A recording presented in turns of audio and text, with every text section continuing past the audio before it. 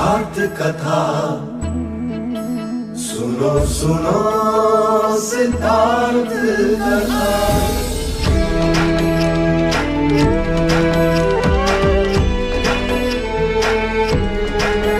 संसार में दुख का कारण क्या, संताप शोक का निवारण क्या। संसार में दुख का कारण क्या, संताप शोक का निवारण क्या। इस खोज में सब कुछ त्याग दिया, हर वैभव से वैराग लिया। वो सृष्टि से संयुक्त हुए, सिद्धार्थ से गौतम बुद्ध हुए।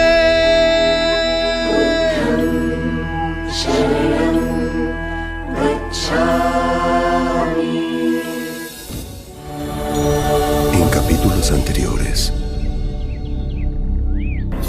Escuchamos que eres sabio, Buda.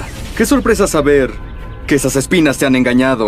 Nosotros colocamos todas esas espinas. Tú ya no eres bienvenido en esta villa. Así es. Los príncipes y tú tienen que ir a Kapilvastu cuanto antes, Alteza. Majestad Sudodan está agonizando.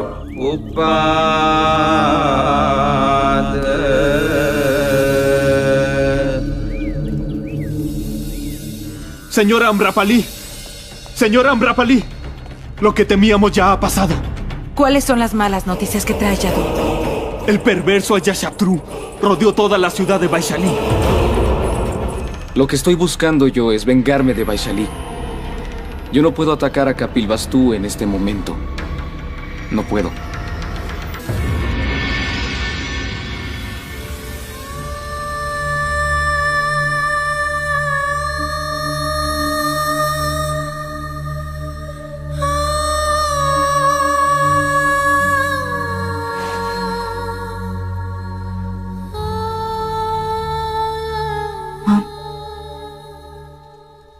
थोड़ा दूध P लीजिए, जिससे आपको नींद आ जाएगी। बड़ी चिंता है ना तुझे मेरी? जानती है यशो,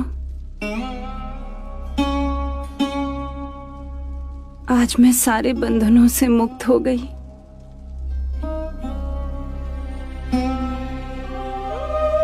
बेटा दूर चला गया, पौत्र भी हमें छोड़ के चला गया। एक महाराज का साथ था और अब वो भी। कल सुबह प्रातः मैं निग्रोध वन जाकर बुद्ध से प्रवज्य ले लूंगी, भिक्षु बन जाऊंगी। हाँ, मैंने आपको प्रातः बताया तो था। आज प्रातः ही वो जेठ वन को प्रस्थान कर गए। आप भूल गई, ऐसे भी वो स्त्रियों को दीक्षा नहीं देते। जब परम ज्ञान प्राप्त कर पहली बार कपिलवस्तु आए थे, तब मैंने भी उनसे यही अनुरोध किया था। तब भी उन्होंने यही उत्तर दिया कि जब समय अनुकूल होगा तो वो मुझे स्वयं कहेंगे। तू बुद्ध की पत्नी है, तुझे दीक्षा देने में उसे संकोच हुआ होगा, कोई मर्यादा बीच आई होगी। किंतु मैं उसकी मां हूं। मैं और कपिलवस्तु की अनेक स्त्रियां रेशम त्याग, गेरुआ वस्त्र धारण कर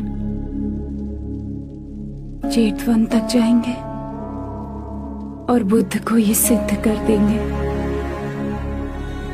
कि स्त्रियां भी सरल जीवन व्यतीत कर सकती हैं। हमारा ये संकल्प देख, बुद्ध हम पर करुणा का हस्त अवश्य रखेंगे, ऐसा मेरा प्रबल विश्वास है। और मुझे मेरी माँ के विश्वास पर अटल विश्वास है। ऐसी दृढ़ संकल्पी मैंने कभी ना देखी।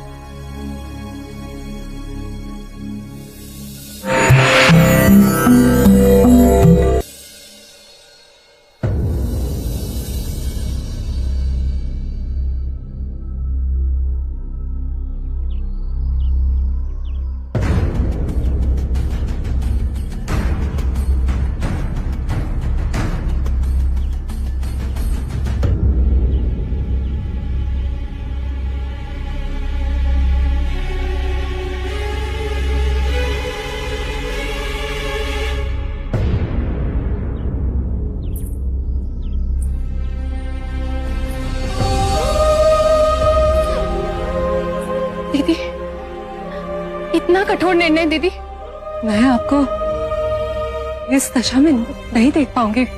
महादेवी, आप भाई महाराज के आशीर्वाद का हाथ हमारे सर पे नहीं रहा, अब क्या आपका हाथ भी हमारे सर पे नहीं रहेगा? इस जीवन में तुम सब जैसे प्रेम करने वाले भाई बहन मिले,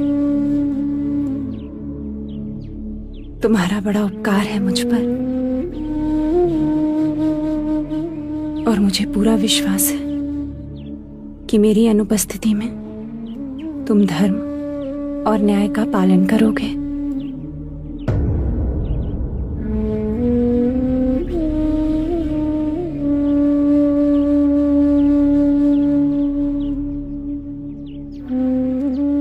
ना पुत्री, अश्रु से नहीं,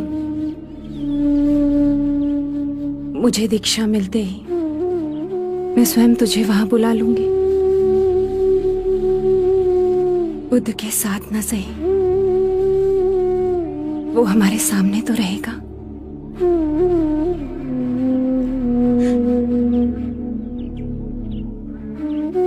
मंगला दीदी, मैं यशो को तुम्हें सौंपती हूँ। मेरी पुत्री का ध्यान रखना, उसके मन को कभी चोट ना पहुंचे। आज से यशो के आंसू मेरे, उसकी सारी पीड़ाएं मेरी।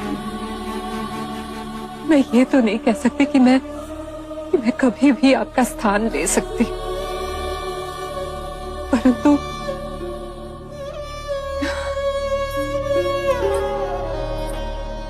ये वचन अवश्य देती हूँ कि यशो को अपने दिल से सहेज कर रखूंगी।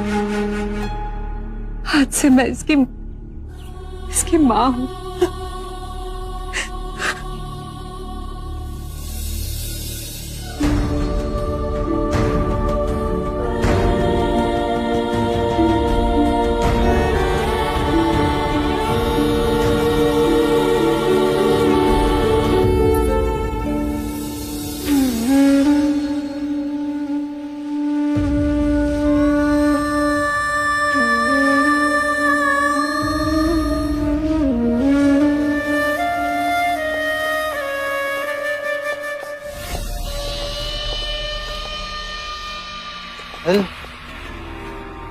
ऐश्वर्य छोड़ के देवी प्रजापति भी बुद्ध की शरण में। हर तरफ बुद्ध की गूंज। बुद्ध बुद्ध बुद्ध।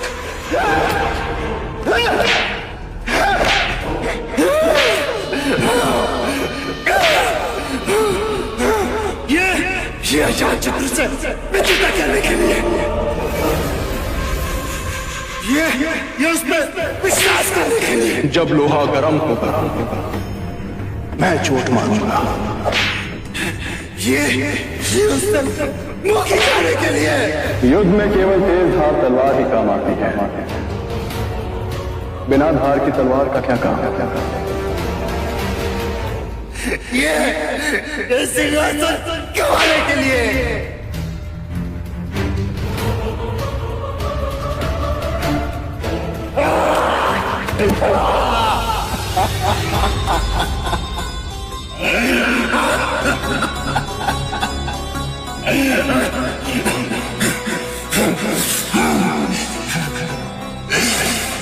पहले मुझ सिद्धार्थ से,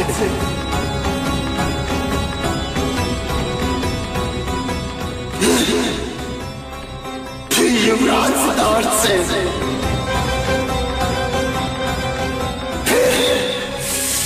फिर यशोधरा के प्रेमी सिद्धार्थ से। यशोधरा, ये तुम्हारे तुम मेरे लिए कुछ नहीं लाए सिद्धार्थ।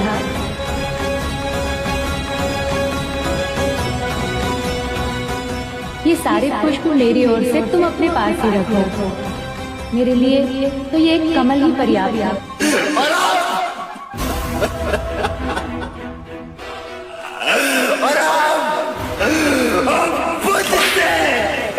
बुद्ध से क्या कर रहे हो? किस बात के लिए स्वयं को दंड दे? किस बात के लिए?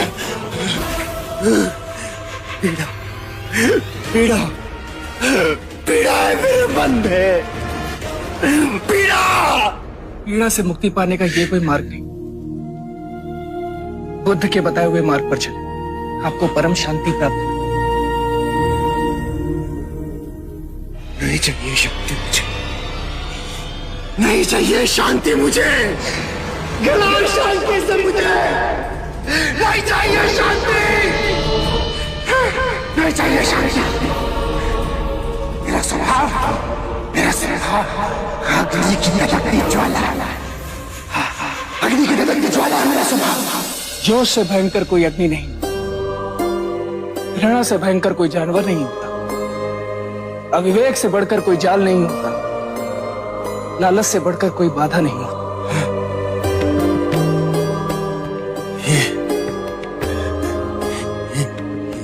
ये वाणी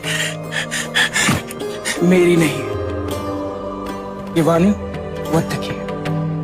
ज्येष्ठ, आपको जिस रोग से पीड़ा हो रही है वो मन का रोग है।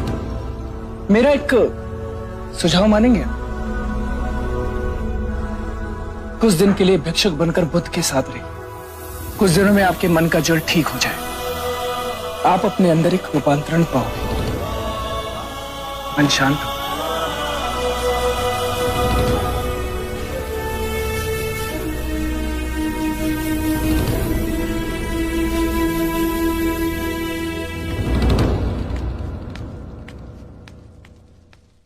मन शांत होता यदि अजात शत्रु ने मुझसे विश्वासघात न किया होता। बचपन से लेके आज तक एक ही जिसने मेरा सब कुछ छीन लिया, मेरा सुख, मेरी शांति, मेरा मान, सम्मान, अभिमान, मेरा प्रेम, मेरा प्रथम प्रेम, राज सिंहासन, सब कुछ छीन के तुम तो भगवान बन के बैठ गए Siddharth.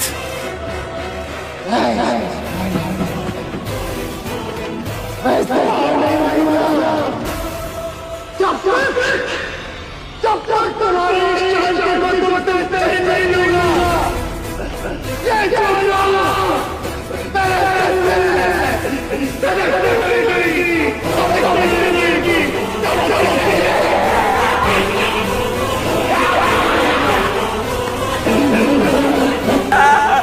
Boda no acepta mujeres entre nosotros.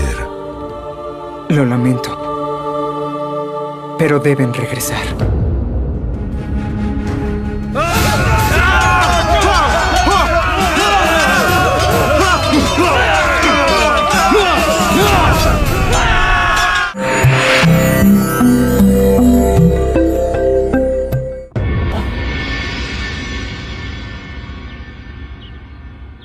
इतने सारे भिक्षु द्वार पर?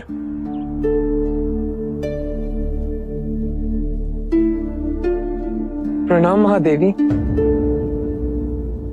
आप यहाँ इस दशा में? पुत्र आनंद, भिक्षुक बनने का अधिकार केवल पुरुष का तो नहीं, और मुझे इतना तो ज्ञात है कि मुक्ति के मार्ग पर बुद्ध किसी के साथ भेदभाव नहीं करेंगे। शांति पाने का अधिकार सबको है। बुद्ध ने स्वयं कहा है, धनी, निर्धन, छूत, अछूत सब संग में आ सकते हैं। आशा है स्त्रियों के साथ भेद ना होगा। आप सब आए कैसे?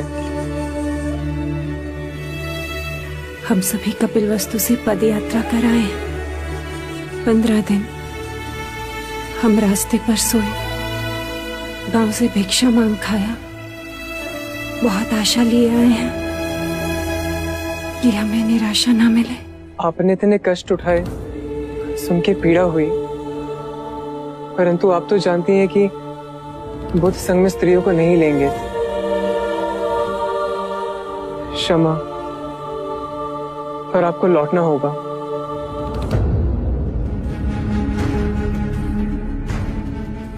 हम बहुत दूर से आए हैं, अब लौटेंगे नहीं। और हमने ये सिद्ध कर दिया कि हम भी भिक्षुक की भांति सब त्याग सकते हैं। हम पर कृपा करो, बुद्ध के पास हमारा निवेदन ले जाओ। हमें हमारे दुख से निवारण केवल इसलिए ना मिलेगा क्योंकि हम स्त्री हैं। हमें भी अधिकार है निर्वाण पाने का। बुद्ध से हमारे लिए विनती करो, हमारे दुख का व्याख्यान करो। जिस बुद्ध के हृदय में सारे संसार के लिए इतनी करुणा है, वो हम पर भी करुणा अवश्य बरसाएंगे। आप यहाँ विश्राम कीजिए, मैं तुरंत बुद्ध के पास जा आपका निवेदन उन्हें देता हूँ। मैं वचन देता हूँ कि जो बन पड़ेगा करूंगा।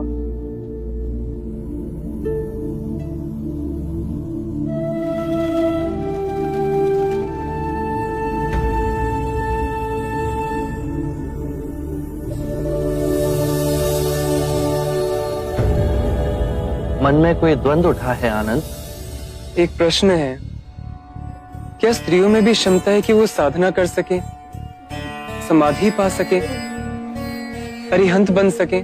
कोई संदेह नहीं, स्त्रियों में महान शक्ति। तो संघ के द्वार स्त्रियों के लिए क्यों बंद हैं? शाक्य मुनि, महादेवी प्रजापति अपना सब त्याग कर, गेरुआ धारण कर कपिलवस्तु से पैदल चल आपके पास आई हैं। उनके पांव रक्त से लथपथ, छाले पड़े हुए हैं। ये सिद्ध कर कि जितनी यातना पुरुष झेल सकता है, उतनी स्त्री भी झेल सकती है। आंखों में केवल एक ही आशा लिए और हाथ विनती से जोड़े कि उन जैसी स्त्रियों को आप दिशा दिखाएंगे। उन्होंने कहा है कि स्त्रियां पूर्ण जीव हैं, उन्हें भी अधिकार है मुक्ति पाने का। हे करुणा निधान, अपनी कृपा का हाथ उन दुखियारियों पर रखिए।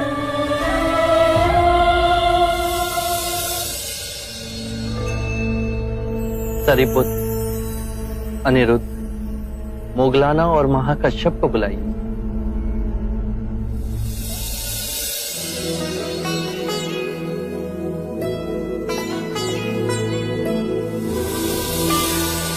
हाँ महादेवी। क्या? नहीं, मैंने जल का त्याग किया है। जब तक अब बुद्ध मुझे दीक्षा नहीं देंगे, मैं जल ग्रहण नहीं करूंगी। आप सबने जो 8 नियम बनाए हैं, उससे मैं सहमत हूं। आनंद, तुम जाकर इन नियमों की जानकारी दे दो। यदि आप स्वयं आए तो माता प्रजापति को प्रसन्नता होगी।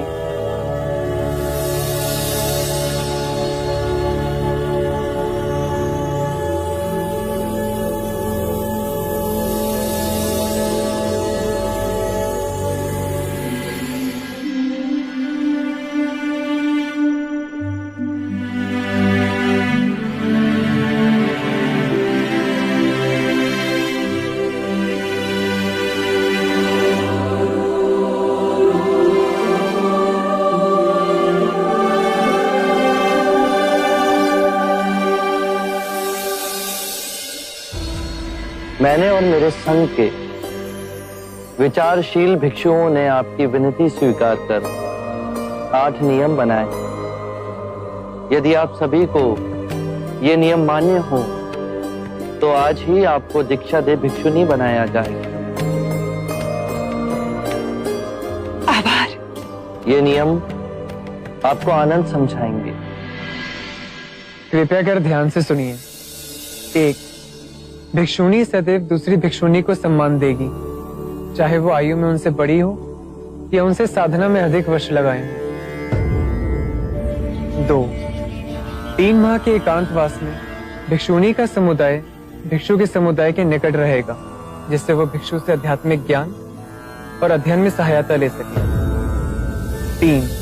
माह में 2 बार भिक्षुणी समुदाय किसी प्रतिनिधि के द्वारा भिक्षु को आमंत्रित करेंगी, जो कि तय करे कि उपासना उपवास का दिन कौन सा हो। 4.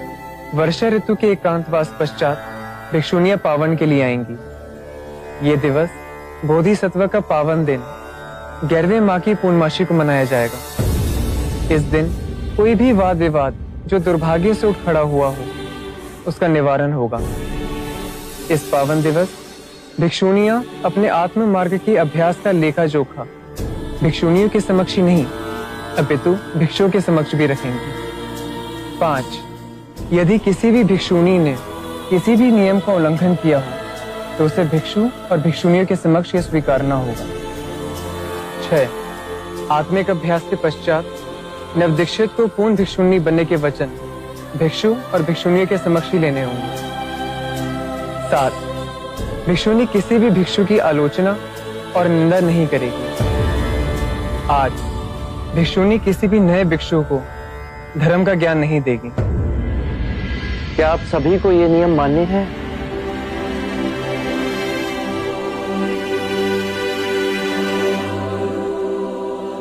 हाँ, हमें ये सारे नियम मान्य हैं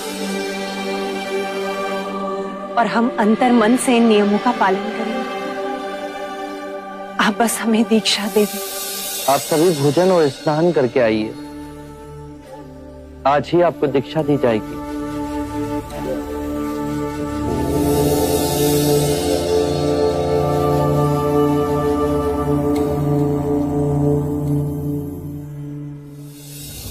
आप सब चिंता ना करें। ये नियम इसलिए बनाए गए हैं ताकि संघ के संचालन में कोई बाधा ना हो, कोई उपद्रव खड़ा ना हो। इन नियमों का पालन कर हम आध्यात्मिक पथ पर आगे बढ़ेंगे। स्त्रियों को आज तक जिस मुक्ति से वंचित रखा गया, वो आज हमें मिलने जा रही है। बुद्ध के इस कदम से हम सभी को मोक्ष में पुरुष के बराबर का हिस्सा मिलेगा।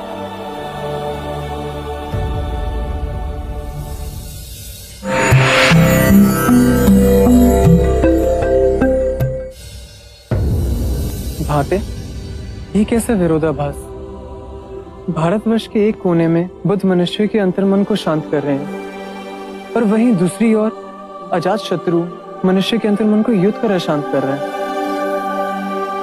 युद्ध की प्यास में पागल मनुष्य अंत में शांति के मार्ग पर ही आएगा। ये हमारे जीवन में घटित होगा आनंद।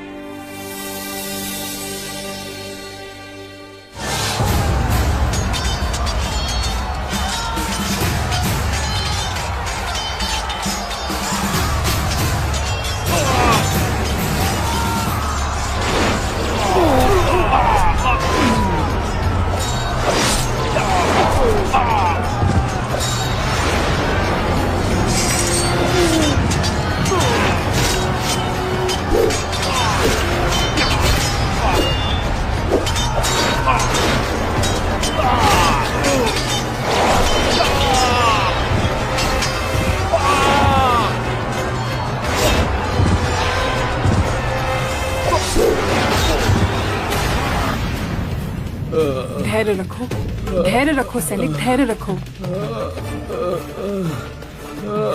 जल्दी रखो इसे। वैद्य जी, जल्दी लेप लेकर आइए। कितना रक्त बह रहा है इसका। जल्दी जल्दी। धैर्य रखो सैनिक, धैर्य रखो। रक्त का बहाव जल्द ही बंद हो जाएगा। मैं लौट के युद्ध के लिए जा पाऊंगा ना? अवश्य जाओगे। वैशाली के माथे पर विजय का मुकुट तुम ही पहनाओगे सैनिक। हमारी वैशाली की जीत होगी। हाँ, हमारी वैशाली अवश्य जीतेगी। हमारी वैशाली की जीत होगी। हमारी वैशाली ही जीतेगी। हमारी वैशाली की जीत होगी। हमारी वैशाली जीतेगी।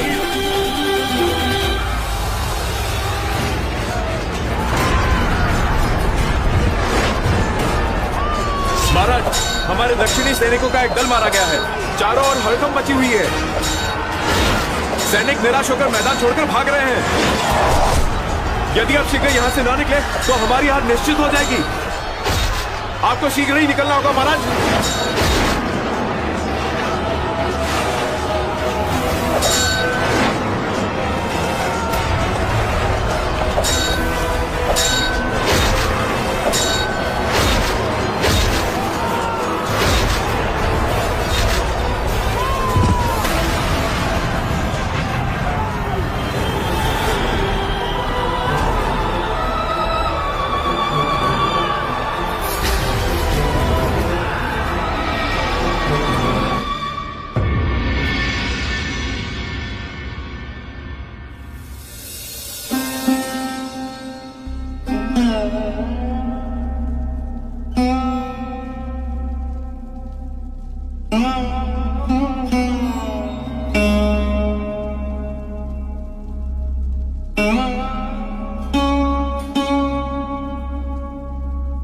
मानव को क्या हो गया यदु?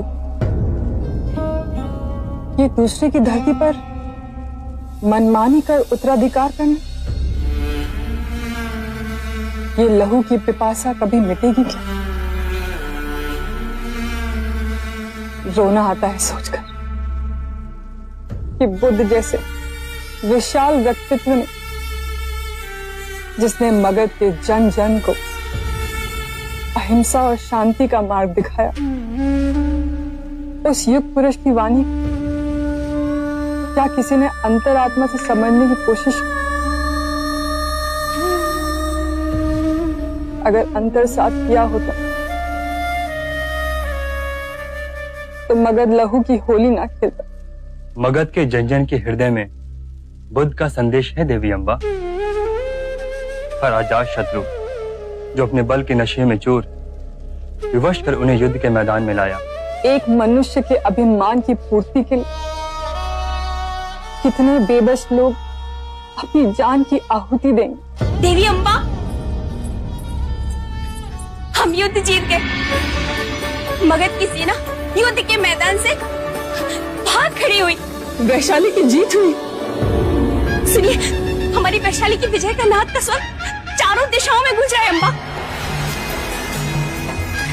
वैशाली की, वैशाली की, वैशाली की, वैशाली की, वैशाली की, वैशाली की, वैशाली की, वैशाली की, वैशाली की, वैशाली की, वैशाली की। देखो तो, वो वैशाली का सैनिक घायल है। जाओ जल्दी से उसे ऊपर लेकर आओ। उषा, तुम भी वैद्य जी को बुला के लेकर आओ।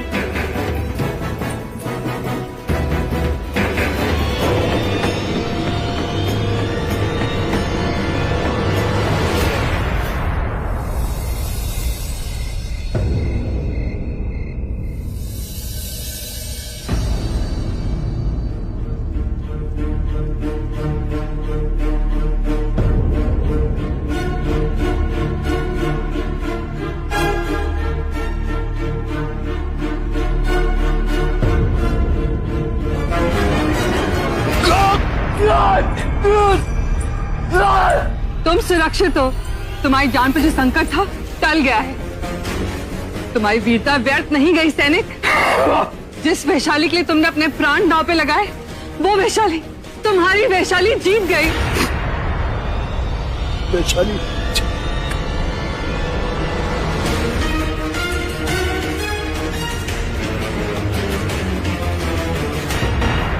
Es sobrenatural nuestro matrimonio, es eterno.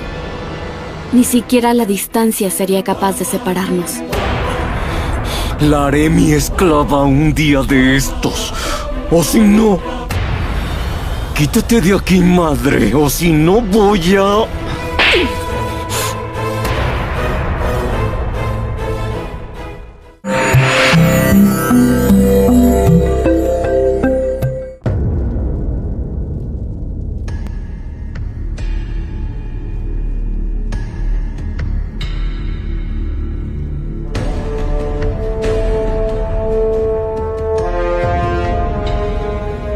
देवी अम्बा, घाव बहुत ही गहरा है और ज्वर भी इन्हें भीषण चढ़ गया है। अतः ये काढ़ा इन्हें 4-4 घंटे के अंतराल पर पिलाते रहिएगा। 1-2 दिन के पश्चात इन्हें अवश्य ही चेतना आ जाएगी। मुझे आज्ञा दीजिए। आइए वैद्यराज।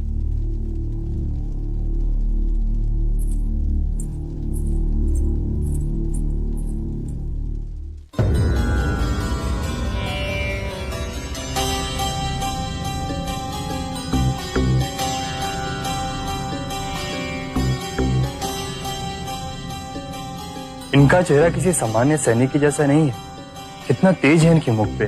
हाँ यदु, राजसी आभा है इनके मुखमंडल पे। ये कोई सामान्य सैनिक नहीं, ये बहुत बड़े योद्धा लगते हैं। इतना रक्त बह जाने के बाद भी जीवित हैं। तुम जाओ यदु, जब तक इन्हें चेतना नहीं आ जाती मैं इनके पास ही बैठी रहूंगी। इतने दिवस बीत गए, आपका कोई समाचार नहीं आया। तुम्हारे दुख भरे दिन बीत गए यशो। आ गया जेतवन से समाचार। जब सबकी मती जाए मारी तो कौन करे रखवारी। देव, जो समाचार है वो बताओ, अपनी व्याख्या ना सुनाओ। संदेश आया है जेतवन से कि महादेवी प्रजापति को बुद्ध ने दीक्षा दे दी। अब संघ में स्त्रियों को भी प्रवेश दिया जाएगा। मुझे माँ के विश्वास पर अटल विश्वास था और इनके निर्णय पर मैं जीवन भर अडिग रही। तो उससे पाया क्या? तुम नहीं समझोगे। अब मेरे मार्ग में कोई भी बाधा नहीं है। मैं भी भिक्षुनी बन सकूंगी। तुम्हारी वर्षों की तपस्या सफल हुई यशो। अब तो बस माँ के बुलाने की प्रतीक्षा है। मुझे इनका सानिध्य मिलेगा, राहुल और नंद का साथ भी होगा। मैं भी आध्यात्मिक मार्ग पर चल सकूंगी। वाह वाह देवी वाह। सब भिक्षुणियों के साथ में तुम भी एक भीख का कटोरा लेके वहां घूमना। अरे कभी सोचा है यशो, ये ऐश्वर्य, ये सुख, ये स्मृति त्याग के तुम्हें मिलेगा क्या? इनके दर्शन। बहुत बड़ी भूल कर रही हो यशो। चेत जाओ समय रहते। तुम्हें क्या लगता है कि यदि तुम संघ में शामिल हो जाओगे तो तुम बुद्ध को पा सकोगे? जो खोना था तो खो ही चुकी हूँ और अब कुछ पाने की हृदय में कोई कामना ही नहीं है। तो सुन लो ध्यान से। बुद्ध वहां केवल एक गुरु है, न किसी का पुत्र, न किसी का पिता, न किसी का पति। सोच लो यशो, वहां ना तो कोई विशिष्ट स्थान होगा और ना ही सम्मान। उठाओ अपनी आंखें और देखो यशो, क्या नहीं है तुम्हारे पास यहां? क्या है जो तुम पा सकती हो? ये राज घराने की देख रेख, ये वैभव, ये ऐशो आराम, सब ठुकरा के एक भिक्षुणी बन के जीना बहुत कठिन होगा यशो। बुद्ध ने कहा है कि प्रत्येक व्यक्ति अपने स्वास्थ्य और रोग का स्वयं रचयिता होता है, और जिसका प्रमाण आप दे रहे हैं कि कितना रुग्ण है आपका अंतर। और रही बात मेरी, तो एक बात सुन लीजिए, जिसे आप सुख समझते हैं और दुर्भाग्यवश जिसे आपने सदैव धन से तौला, जीवन के परम सत्य को समझने के लिए केवल हृदय के द्वार की आवश्यकता है। तुम्हारे बुद्ध का हृदय सूख चुका है, इतना भर गया है कि उनके प्रेम की नदी चारों ओर सभी के लिए बह रही है। मेरा और उनका क्या नाता है ये तुम नहीं समझोगे, पर फिर भी अंतिम बार आपको समझाने की चेष्टा करती हूँ। मेरा और उनका नाता हृदय का है, और केवल इस जन्म का नहीं, अपितु कई जन्मों का है। इसीलिए शुरू से ही हम दोनों एक दूसरे को समझ सके। यदि मैं भिक्षुणी नहीं भी बनती तो भी मुझे केवल इस बात का आश्वासन था कि वो यहीं कहीं इसी पृथ्वी पर हैं, और अब जब मैं उनके साथ रहे, भले वो मेरे साथ ना हो, पर मैं उनके आध्यात्मिक मार्ग पर चलूंगी और उन्हें अपना परम गुरु बना सकूंगी। हमारा विवाह साधारण नहीं है ज्येष्ठ, मेरा और इनका विवाह अलौकिक है, जिसे दुनिया की कोई भी दूरी नहीं मिटा पाई। इसकी केश पकड़कर इसे अपने चरणों की दासी न बनाया तो मैं भी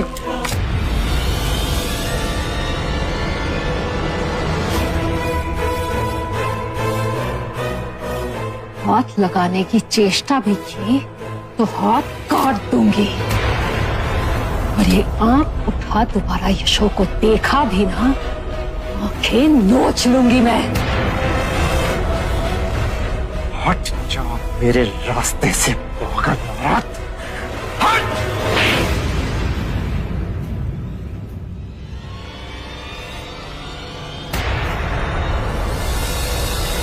यदि यही थप्पड़ मैंने तुझे बचपन में मार दिया होता तो आज मुझे ये दुर्दिन ना देखना पड़ता। Escúchame con atención en esta ocasión. Yashodhara वही जाएगी जहां उसका स्वामी है, और यदि तूने कोई भी अनिष्ट चेष्टा की तो रास्ते में मुझे खड़ा पाएगा। यशो मेरी पुत्री है, समझा तू? ढाल बन के मैं खड़ी रहूंगी उसके रास्ते में। जा यहां से, जा।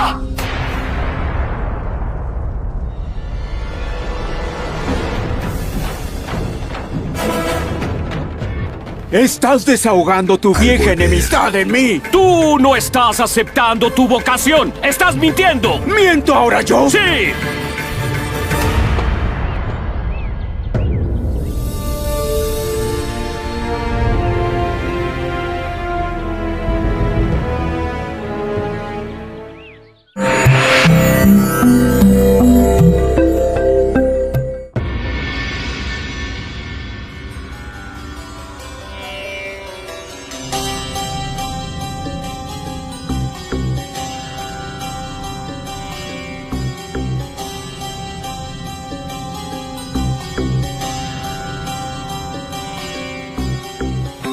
भागो मत, युद्ध करो, युद्ध करो, शीश दे दो पर अपना विमान मत दो। युद्ध करो कायरो, युद्ध करो, युद्ध करो। सैनिक, भाई से क्यों कांप रहे हो? संभालो अपने आप को सैनिक, सैनिक।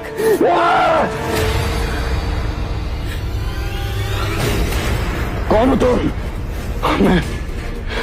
मैं कहा हूँ? वैशाली में। वैशाली? मैं तो युद्ध में। वैशाली तुम जैसे शूरवीरों से धन्य है। वैशाली जीत गई युद्ध में और अजात शत्रु पराजित हुआ। सैनिक, हे ईश्वर, दासी। सैनिक, ये पी लो।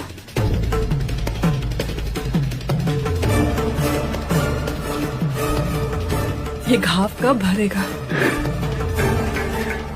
इतनी आसानी से मैंने भरने नहीं दूंगा। ये घाव भरेगा नहीं तो आपके प्राण को संकट है। मैं इतनी आसानी से मरूंगा भी नहीं।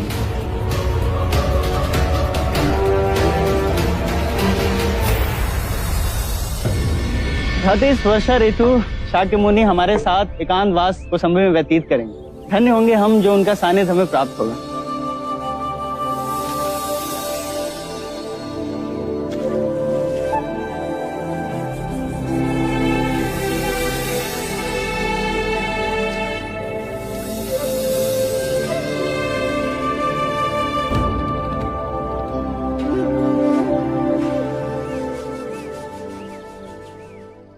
सूत्राचार्य क्या बन गए? अपने आप को बुद्ध के बराबर समझते हैं। बड़ा अभिमान है। अब आप भी तो शीलाचार्य हैं, लेकिन आप तो कितने विनम्र हैं। अब देखना, हाथ धोकर बिना गंदा पानी फेंके और नया पानी भरे यहाँ से चले जाएंगे। अरे 2-3 दिन से यही कर रहे हैं। आप शीलाचार्य हैं, सब पर नियम लागू आप करते हैं। आज आप इन्हें रोकिए और इनके आचरण का विरोध कीजिए। सूत्राचार्य रुकिए। महानुभाव, क्या मुझे आपको शीलता का पाठ पढ़ाना होगा? बुद्ध सबको समान समझते हैं, तो नियम भी सब पर समानता से लागू होते हैं। क्या हो गया? खाने के झूठे हाथ धोकर वो गंदा पानी फेंककर उस बर्तन में नया पानी भरना पड़ता है।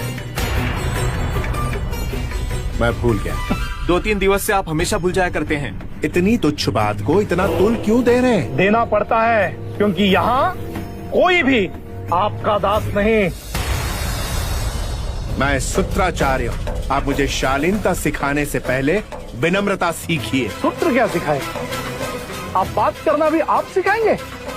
आप शीलाचार्य को सम्मान दीजिए। कैसे सम्मान दें? अपने क्रोध पे तो आपका वश है नहीं। शीलाचार्य जी को समय और अवसर का कोई ज्ञान है नहीं। आप शीलाचार्य का अपमान कर रहे हैं। तो वे कौन सा सूत्राचार्य पे फूलों की वर्षा कर रहे हैं? सूत्राचार्य तो आपके शीलाचार्य से कहीं अधिक गुणी। इनके गुण तो हम देख चुके। आप ईर्ष्या करते हैं मुझसे। मैं क्यों ईर्ष्या करूंगा आपसे? मैं तो केवल आपको आचरण समझा रहा हूँ। आचरण समझाने का ये कौन सा तरीका है? तो क्या करूँ?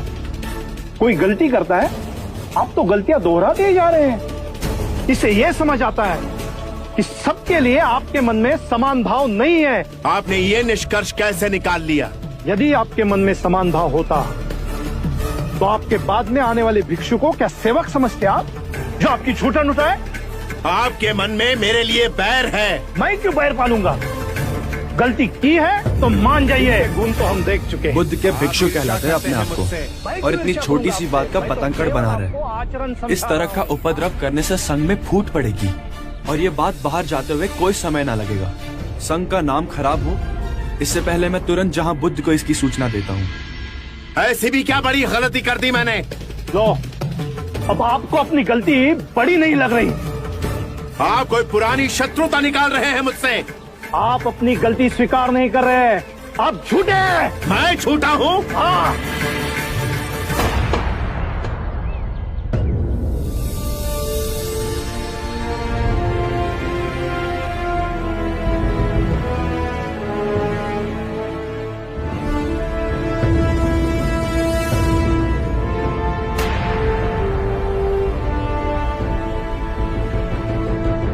आरंभ हो गई निर्वाण प्रथा, सुनो सुनो ये बुद्ध कथा।